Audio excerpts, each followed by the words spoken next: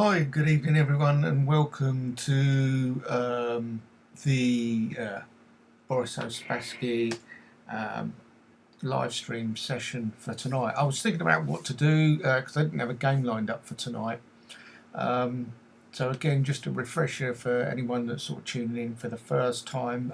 First of all, if you like what you see and you'd like to see more, and you're a beginner player new to chess, because this is what this channel is aimed at, beginner players.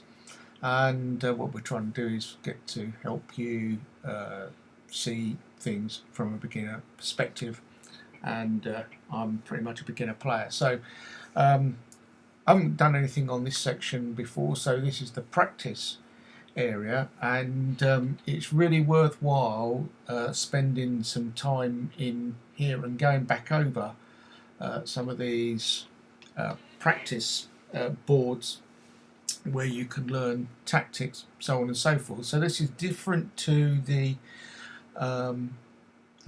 puzzle area. Okay, so it's under the learn section and it's in practice, and in here we've got all sorts of things: piece checkmates, checkmate patterns, 1, 2 and 3, 4, piece checkmates, knight and bishop mates, all sorts, and basic tactics, intermediate attacks, pawn end games and rook end games.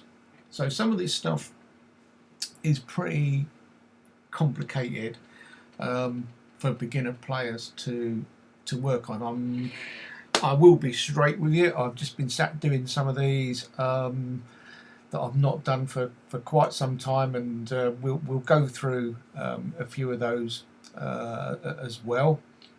And they do require you to think quite a bit, and it's quite possible that you'll make some mistakes. However, there is help available within the practice area, so don't be afraid to use it. I thought I'd start with a section called the pin under basic tactics. It's quite a good thing to look for in a game. So a pin basically means that you're placing a piece in front of another piece which pins it to a piece of higher value. And there's two pins. You've got an absolute pin which pins a piece to the king, and a relative piece which will pin say a pawn in front of a rook, for example. So this section here covers a number of pins, and there are a total of 1, 2, 3, 4, 5, about 8 different exercises to do.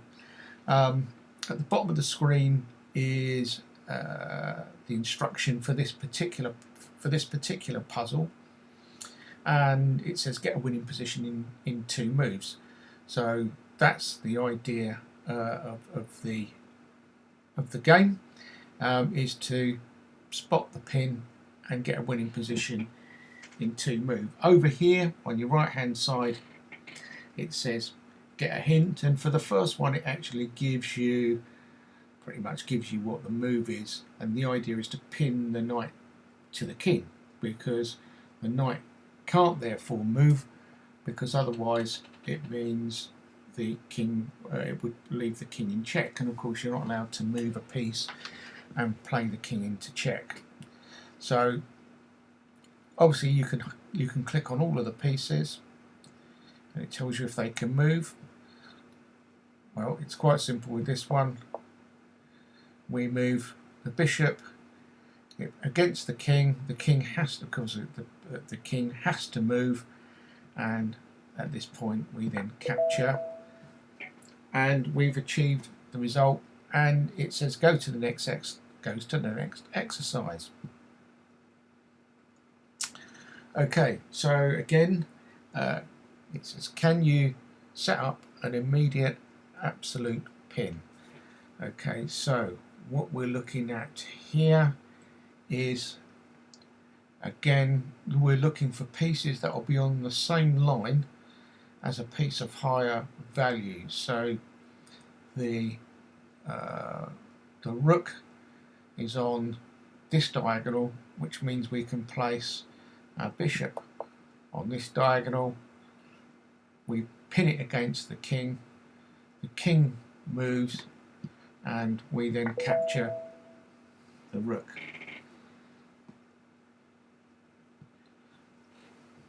Okay, they do get a little harder than this, but this just gives you the basic idea. This gives you the basic idea of what to look for in a game. So when you're scanning a board, you'll be looking for pieces that are in front of other pieces, either on straight lines or on diagonals, and to see if you can place one of your pieces in front of this piece here, which is in the way of the higher value piece, which means you'll be able to capture it. So again, this is another bishop pin, okay, and that was pinning the queen there, okay, as opposed to the other ones which have been pinning the king. So it's pins can be against any piece, but the idea is that you're pinning a lower value piece against a higher value piece. Okay, right, here we have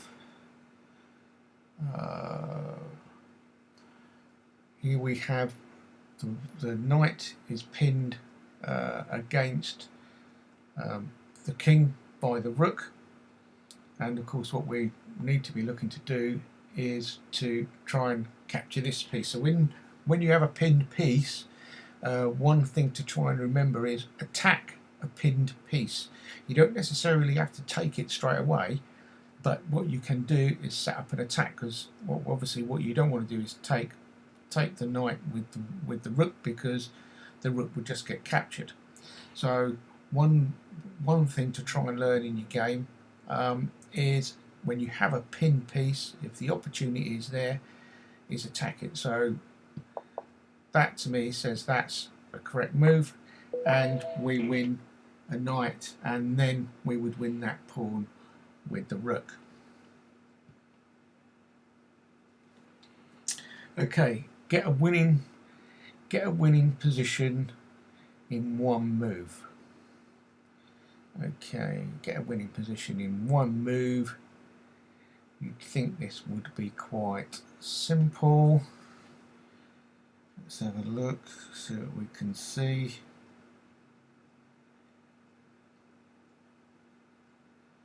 What can we see?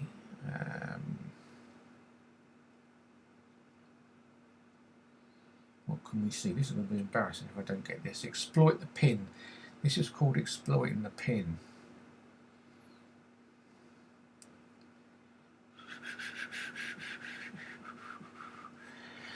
Okay, so obviously, as in any position in the game, what you're going to be looking to do is see what moves are available, and it says here, use your knowledge of pins to win a piece. So it tells us that we can win a piece by exploiting the pin. So that's not a pawn. Okay, let's see what we can do with this. What can we? Yeah, so think.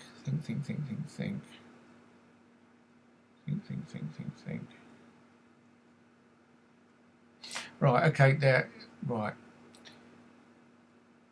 If we use the bishop to take the knight, the pawn can't take the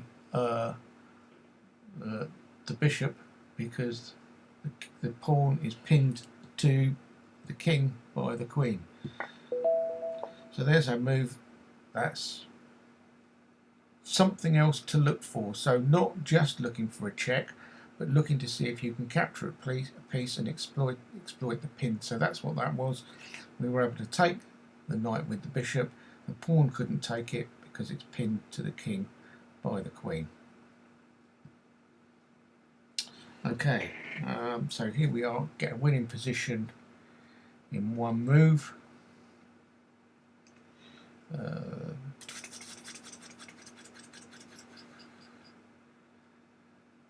Okay, what can we capture here?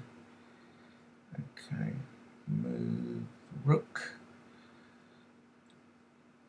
Available moves. Okay, if we move the rook there, it's going to get captured.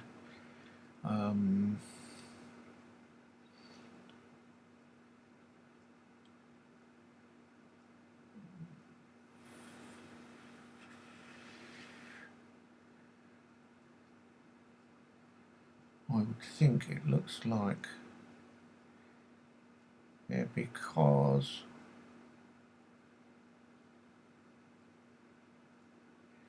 okay, let's have a look. Where can the king move? The king's only square really is there. Can't move that rook. This is only a problem that was solved by Magnus Carlsen, so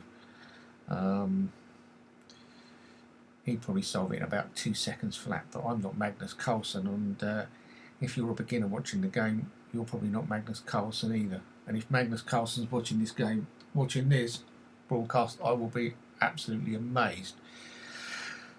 Right. Okay. Take here.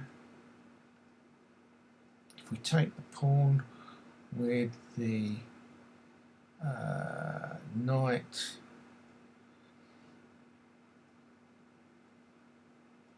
the knight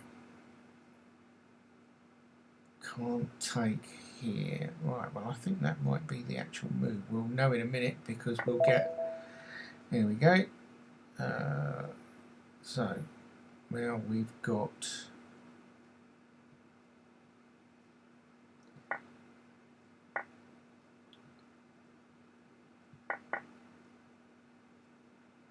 okay. Success. Okay, well, we got that right. Okay, so on to the next exercise. Okay, checkmate your opponent in 2 moves.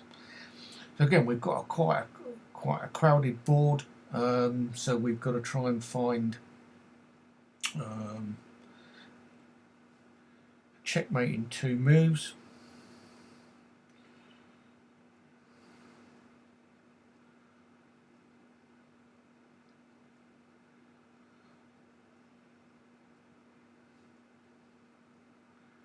Right, if the queen takes the pawn, the pawn can't take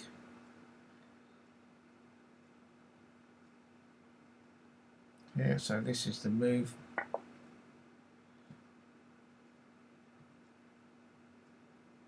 And we've got the other bishop on the other diagonal, so using the bishops, the bishop here on this diagonal. Oh, I won't do that again. Get rid of this one. Get rid of that one. So this bishop is pinning the pawn to the king. So if we go back, we'll just play back through the sequence of moves there. Okay, so this bishop, and you can draw these arrows by right clicking on your mouse, and when I'm using a pad, so it's a 2-finger click on a mouse mat pad thing, right click, and then that allows you to draw arrows. So this pawn is pinned to the king, so we can use the queen to attack there, and then because this this bishop is covering that square, then that allows us to move in and get our checkmate. Okay, so here again we're looking for a winning position in 3 moves at this time. 3 moves. Okay. Okay. Right. Rook takes. Check. Force the king. Queen into the corner is what I think this one is about. So we'll play the queen. Okay, the king has to move.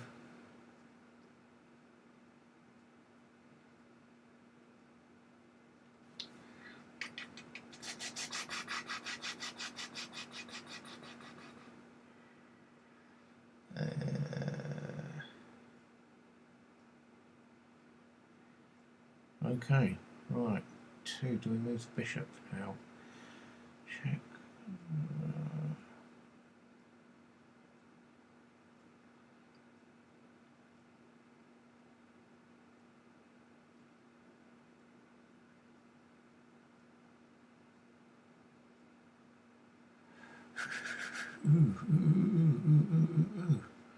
Okay, I don't know if there's anyone there watching. I'm just going to check the other screen here. Don't know if anyone's watching. Oh, hi. Hello, everyone. Oh, we've got a few players watching. Hi, guys. Okay, we've got Gabriel Proves. Hang on a second. Oh, hi. Hang on. Oh, what's going on here? Hi, guys.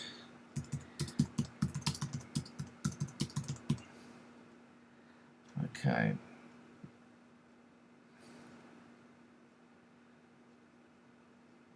Oh, it's Grambit's on here. Grambit and Yosanim. Hi. Okay. Oh dear. I've only got 2 really good players watching. No pressure. Okay. What's up with my keyboard? The keyboard doesn't seem to want to be working. So, hi to Yosanim and Grambit. Okay, lovely to see you. Thanks for choosing in.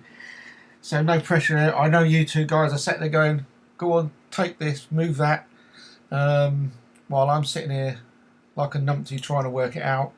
I have done these before, but I've not actually done these puzzles for a while. Perhaps I should have practiced them this morning. I did a few, but this is one I didn't do. So I've got to try and work this out now. Oh dear, at the risk of looking a complete fool. We take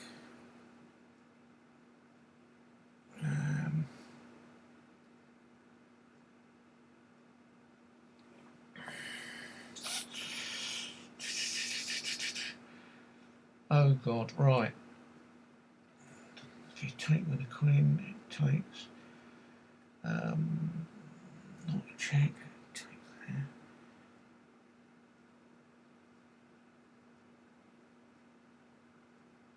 Move there.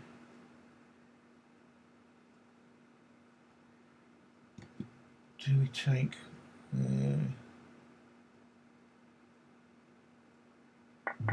oh no, okay. Oh right, okay. Okay. I think to retry. Alright, okay, well I got the first bit right.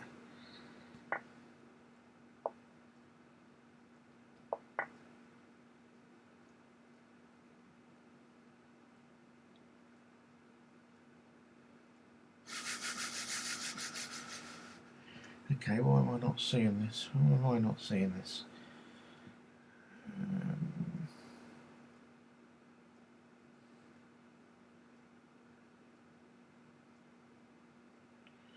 Why am I not seeing this?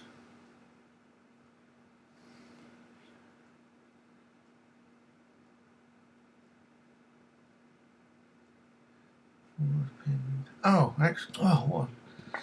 Right, okay, there it is. I spotted it eventually. Oh dear, I did. See, this is what happens. See, when you're not, when you forget to scan the whole board, okay, which is what I was doing then. I was so focused on the bishop and the queen as the attacking pieces, I completely overlooked the pawn over here, and it was only when I sort of just happened to look back over on this side of the board I saw the pawn and realised that was the move. So it's really easy when you're quite a beginner player to really get fixated on one part of the board. I know it's a part of the game that I struggle with, and you know it's one reason I make lots of mistakes, and no matter how hard I try to not make these mistakes, it's really quite easy. It's really quite easy to do, and because you're trying to think of so many different things.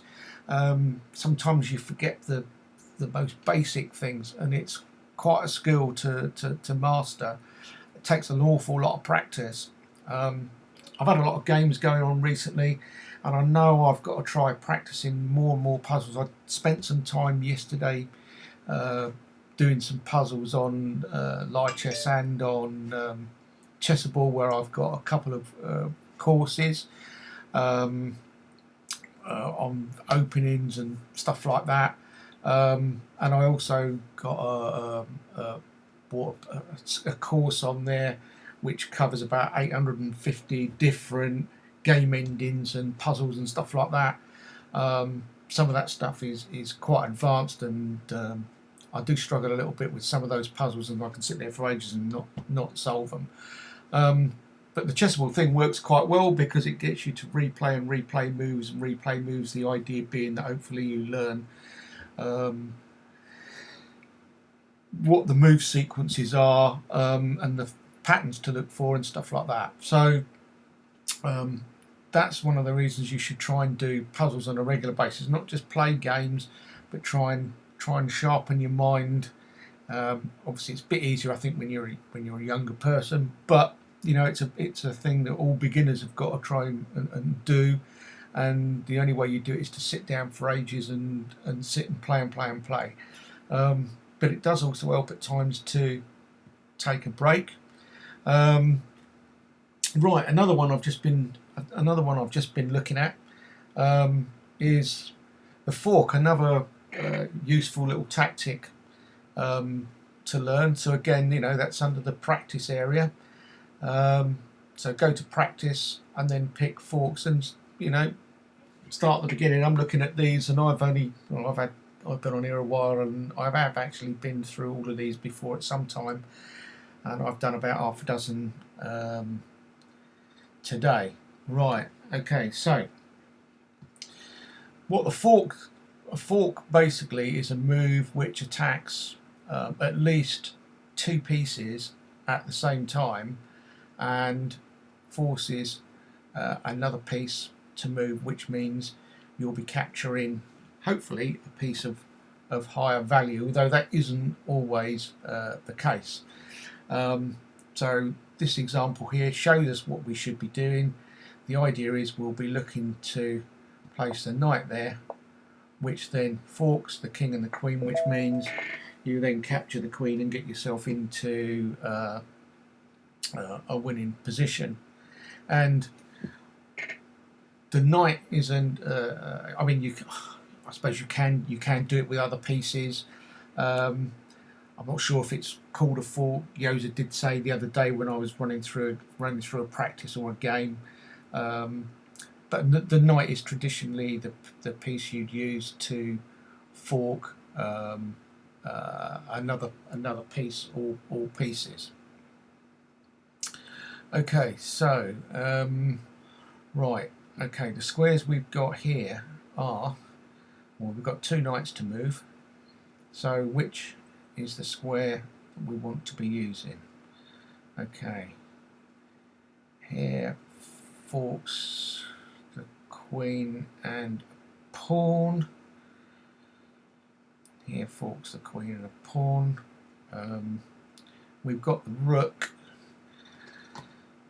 winning position in two moves. Don't forget to look at the bottom, and it tells you what the idea is. So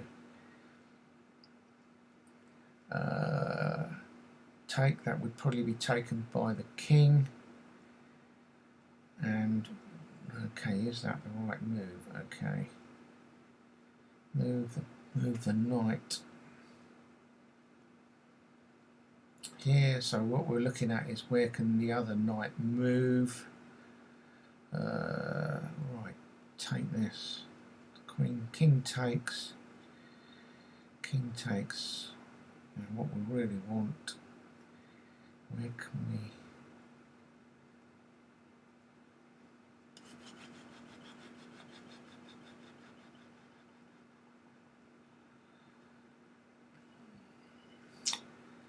Oh, this is only the second exercise. This is a good start as well, isn't it?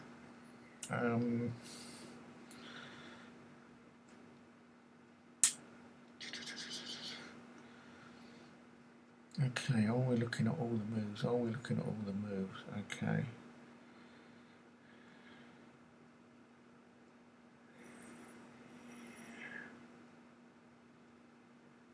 Yeah.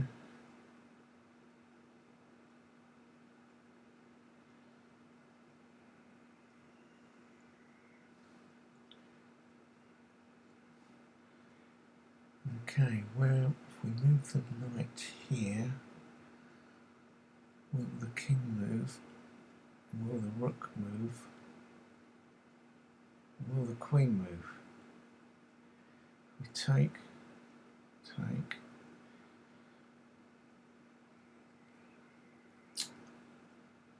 Hmm.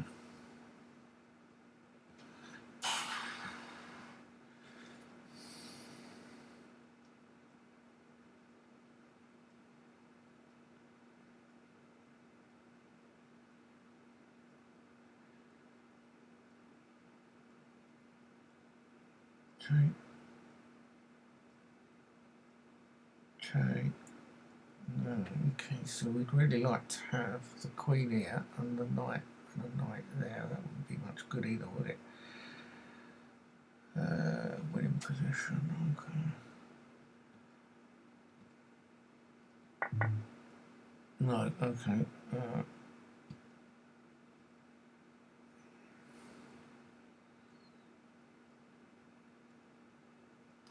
Oh, right. Ah, right, okay. Okay.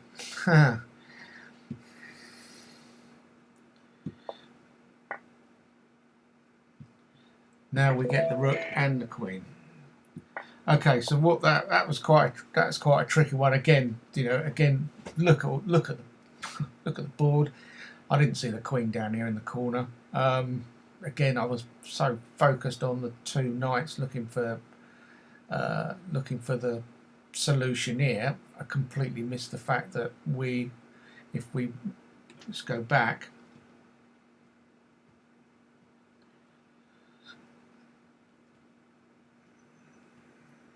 Okay, what we're doing with this tactic here is it's forcing the king to move, and it puts the king onto this square, so we sacrifice the queen to set up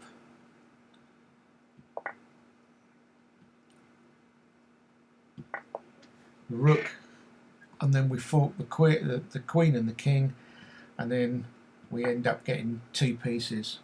One, we get the rook and the queen for the queen, so we end up a full piece up with that exchange. Okay, we'll just do a few more, and then that will be it for today's session. Obviously, if anyone out there wants to challenge me to a game, find the pin piece first. This is a comment by username.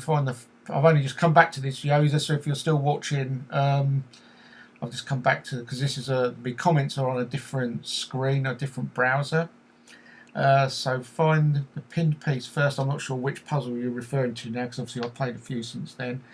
And this started with the magnet combination, which is a combination we talked about in a game the other day when I did the cup game. When I did a video on there was I had a position where I could have got even in about move 32 or 33, something like that, and I moved the rook instead. Moved my rook instead of taking my opponent's rook and drawing the king away, which would have enabled me to catch to get my piece back and keep me in the game. So a magnet combination is basically where you'll take with one piece and you'll make another piece move. So what we've just done there with the king, I suppose, is what we would call, or what Yosa would call, the rest of us would call, a magnet combination. So I'm hoping I've got that right. I'm glad I come back to this screen just to have a look at that. Right. Okay. So that's what that is. A magnet combination where you make a move, it forces another piece to move, and then you can move in and execute what you're looking for. Again, this comes down to, sitting down and studying these tactics. Right, what we're looking to do here, get a winning position in 2 moves. Okay, well, playing the pawn forward to f4, forks the 2 pieces, one has to move, and we capture 1, and there we are. Okay, so that's that one done. So that's a pawn fork. Okay, so just to prove what I was saying earlier, it does happen. You can fork, and they are calling it a fork with a smaller piece. So it's not just knights that can fork. So again, in this puzzle, once we know what we're looking for, equalising 2 moves. So we've got 1, 2, 3 pieces against four minor pieces for white. Black's got 3 minor pieces, so that's why this is called equalising 1 move. So I'm assuming it means we'll just get ourselves even. So d5, and we get a double. We get a fork, and then we get our piece back. So now we're even Stevens again. And if the bishop captures, then we can still capture back with the pawn. So that one wasn't too difficult. Right, get a winning position in 2 moves. Okay, player check, capture. I wish they were all that easy. I suppose when you're a great player, that's how easy some of these puzzles are. You can spot them instantly. And here's a tactic we saw in one of the earlier puzzles. We've got the rook and the king on the same coloured diagonal, same coloured diagonal. It's going to be in it, either light or dark. Well, obviously they're on the dark diagonal here. We've got a dark squared bishop.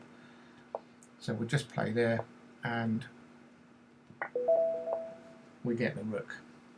Okay, so bishop fork, that's called. Okay, on to the next exercise. Queen fork. Okay, so well, this looks fairly straightforward as well. We'll be capturing one. Oh, okay. I'm a donut. I've just not looked at the board properly, have I? I've just assumed. Never assume check and not check, as it happens. Get a winning position in 2 moves.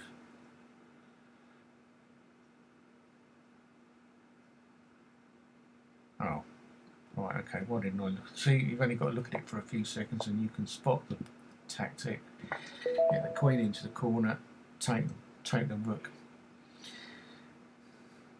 It's a really annoying habit. It's a really annoying habit. And I expect there's going to be people out there going, "No, it's easy." Yes, but beginner players make these mistakes, and it's a really annoying thing that you have to try and get out of the habit of making these mistakes and not studying the board. And I'm just going to go back to the comments screen to see if anything else. Oh, there's right. Okay, that was the last position. I found that there was the same. Okay, Grambit says that's also known as a decoy tactic, with a little smiley face. So yeah, I think he's probably right there. Decoy, we'll call it a decoy tactic. Yep, there's several names for it. Decoy name is more general. In the position with the queen sake, you draw the queen towards the attacking piece, towards a worse square. The king, sorry, towards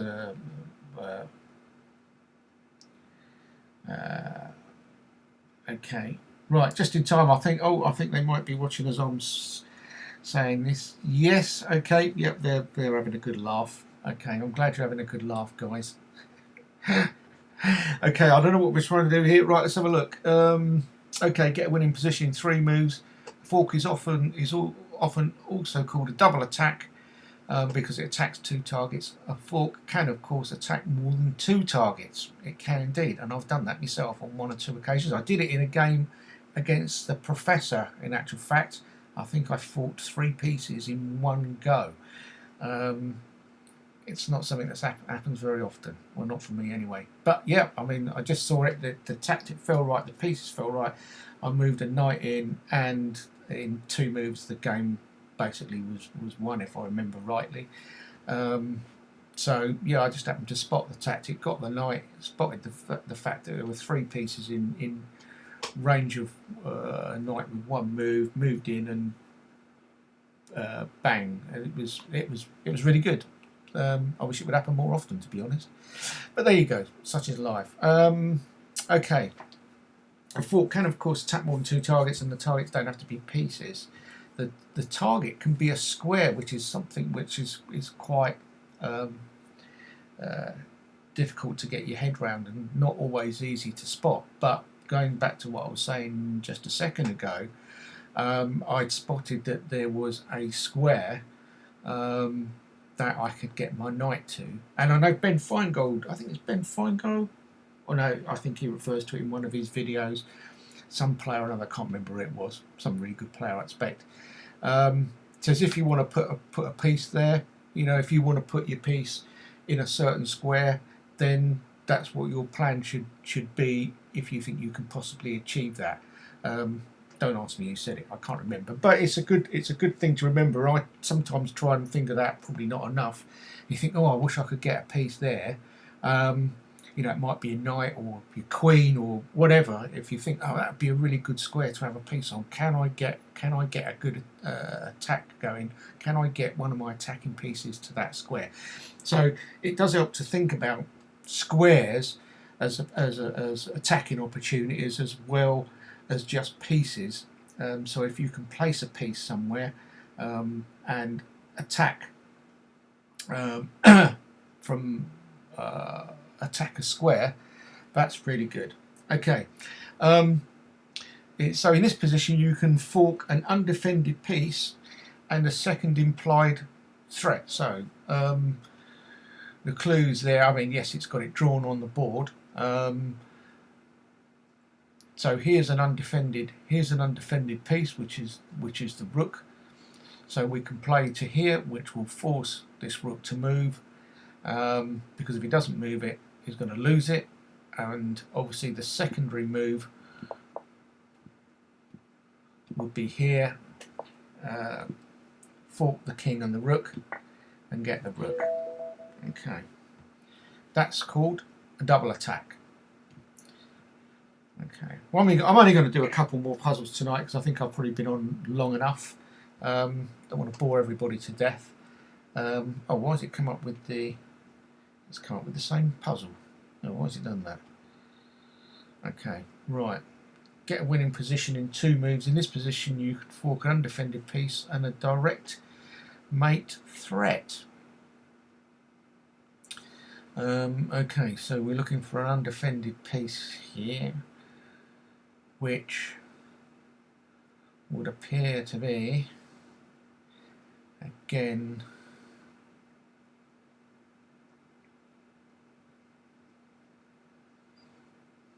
okay, so think. Okay, what can we move? Okay, look at all the board.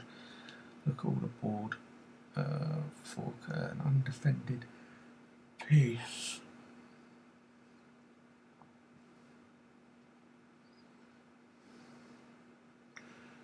Okay, well, the rook's not defended, so okay, so I think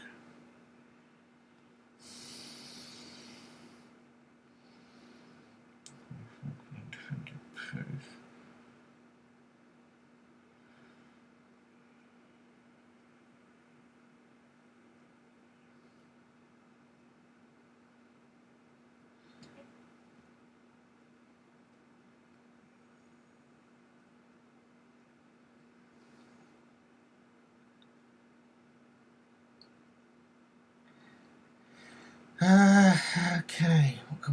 this.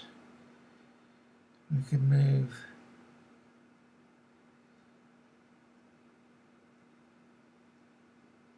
We can move the. Okay. Okay, that covers this square. Well, this is the only undefended. No, that's an undefended piece here. So we've got a couple of undefended pieces. We've got the rook and the bishop. This pawn is also undefended. This pawn is undefended. It says an undefended piece. So the only undefended pieces are these two. Oh, sorry, what am I talking about? Donut, that's the only undefended piece, isn't it? The bishop is the undefended piece. Ah, right, okay.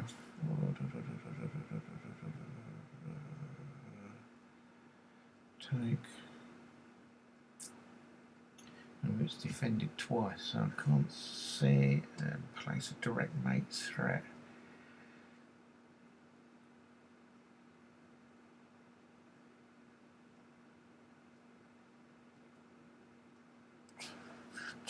Okay, let's have a look, see if we've got any clues over. See if we've got a. Okay, right. I've come back to the chat screen. Okay.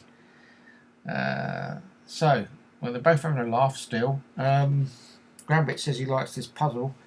So I'm hoping I'm referring to this puzzle we're on now. You need to know here that you can also attack a square instead of a piece. In this case, a mating square. Okay. Yep, says Grambit. And yes, I'm trying hard. I'm just going to put a comment here. I'm trying hard, guys.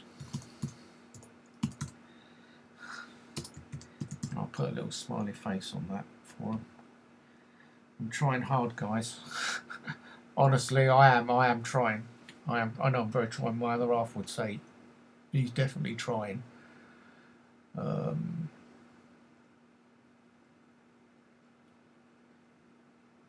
Take.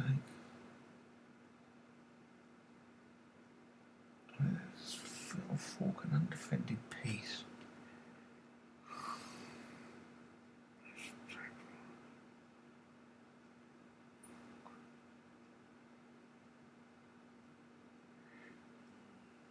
Can't be.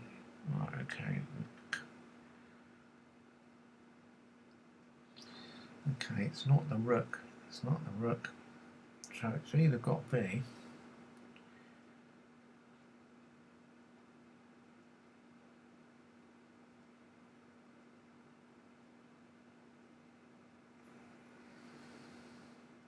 Check. Oh, I'm not sure that's the general idea behind this. Check.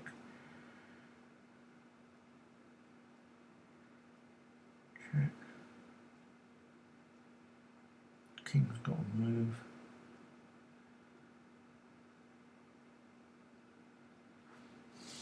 I wish I had better calculating skills. It's really difficult to try and picture the board in your mind. It is for me anyway.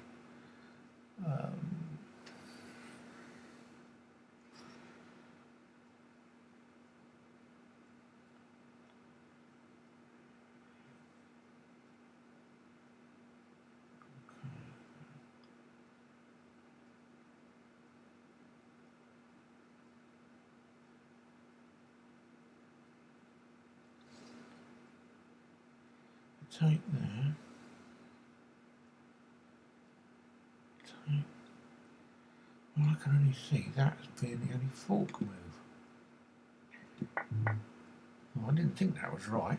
What am I missing here? What am I missing? What am I missing? And this gives us a clue as to what the solution is. And I still can't see it. So I'm going to get a hint. I'm going to get a hint. Okay, well, it is moving at night.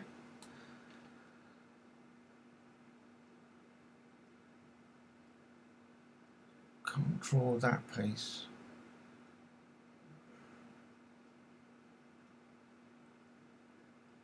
that's not it, because that knight's just going to take that. For heaven's sake, we can only move the thing to 3 squares.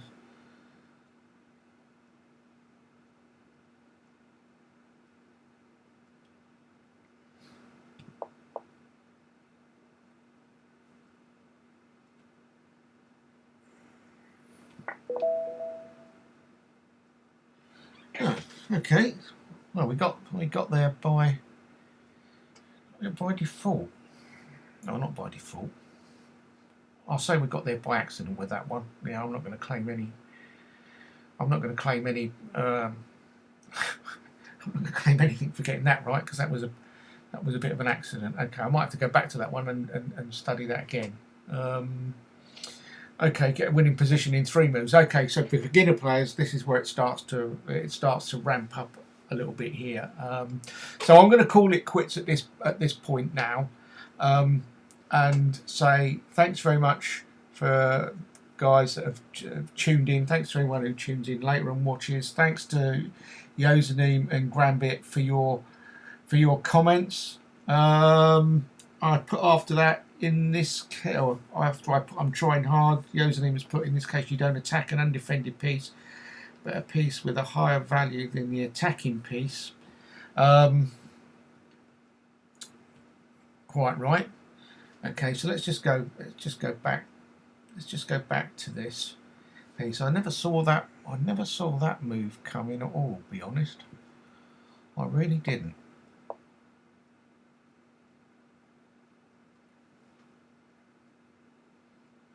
I really didn't, but there we go.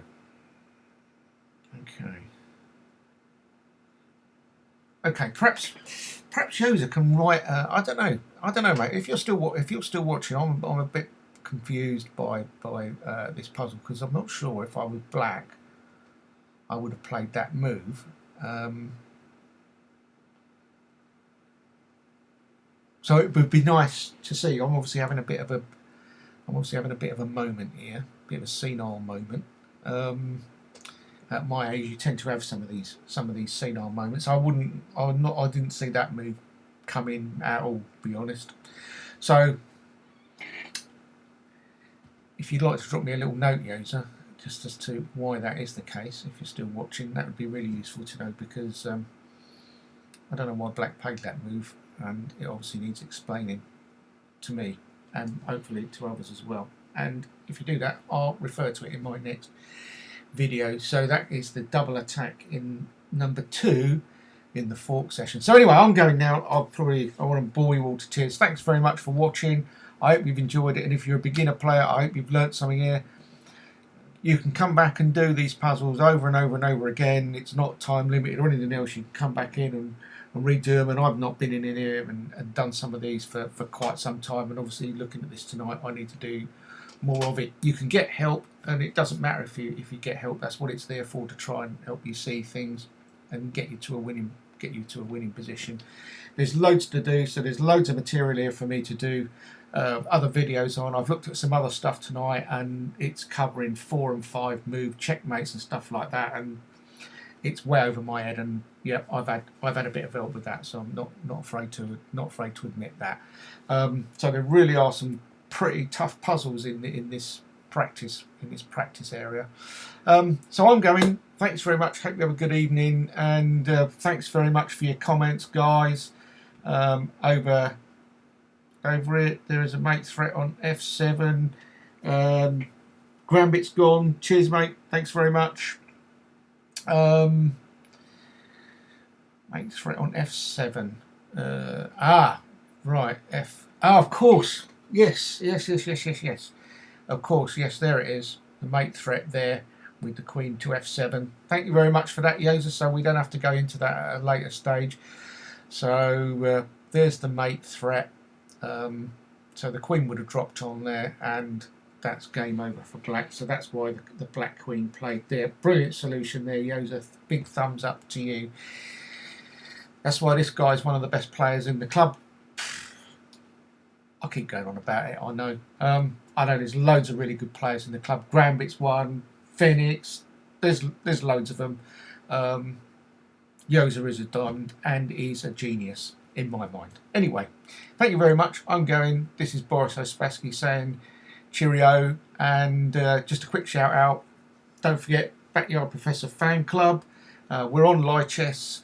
Come and join us. I've got a Twitter account as well now called @BorisOspassky, which is something I've just started the last couple of days. So if you're on Twitter, get on Twitter and follow me, and pass comments. And hopefully we should have had a new subscriber to the club tonight. A guy I've been chatting to on Twitter said he was looking to join, and could he join, and would it be okay if he come and played other people, and he was finding it difficult to play games. So I said, yeah, get in. Well, it's not so much an application, just go into the forum, search for the Backyard Professor Fan Club, ask to join. There's loads and loads of players in there, and I play most of my games against fellow BYP club members. That's my own personal choice, and I'm playing a number of the same guys over and over again, and I'm getting beaten quite a lot, but I think I'm in I've won 2 games this week out of the 7 or 8 or 9 I've got running at the moment. So I've done a little bit better this week than I did last week, and so there we go. Thank you very much. I'm going now, and we'll catch you all again on the Boris Ospassky live stream channel. Please like and subscribe, and thank you. Cheerio and good night.